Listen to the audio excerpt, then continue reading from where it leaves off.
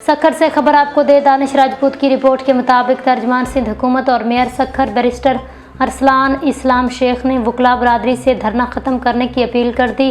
तर्जमान सिंध हुकूमत और mayor Sukkur barrister Arsalan इस्लाम शेख ने वकला बरादरी से धरना ख़त्म करने की अपील कर दी है। अपने वीडियो बयान में उन्होंने कहा, हम अपनी काबिल एहतराम वकला बरादरी और सिविल सोसाइटी जिनके एहतजाजी धरनों की वजह से नेशनल हाईवे बशमूल बब्बरलू बाईपास ब्लॉक है, उनसे अपील करते हैं कि इन धरनों को फिलफौर न सिर्फ ख़त्म किया जाए बल्कि इन तमाम रास्तों को खोलने के लिए हुकूमत सिंध की मदद की जाए।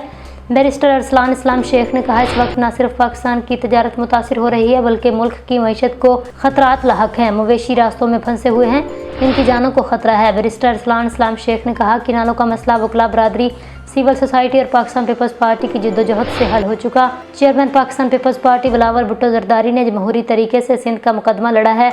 वज़ीर आज़म पाकिस्तान शहबाज शरीफ ने पूरी दुनिया के सामने ये माना है, इस मनसूबे को सूबा सिंध की रजामंदी के बगैर मंजूर नहीं करेंगे। उन्होंने कहा कि बात वाज़ेह हो गई, इत्तेफाक राय के बगैर ये किनाल्स नहीं बनेंगे। बैरिस्टर अरसलान इस्लाम शेख ने कहा, पाकिस्तान पीपल्स पार्टी और सिंध हुकूमत हर फोरम पर वाज़ेह तौर पर कह चुकी है, ये मनसूबा किसी सूरत भी मंजूर नहीं। उन्होंने कहा, वकला बरादरी से अपील करते हैं कि इन धरनों को ख़त्म करें, आए मिलकर पाकिस्तान की तरक्की के लिए काम करें।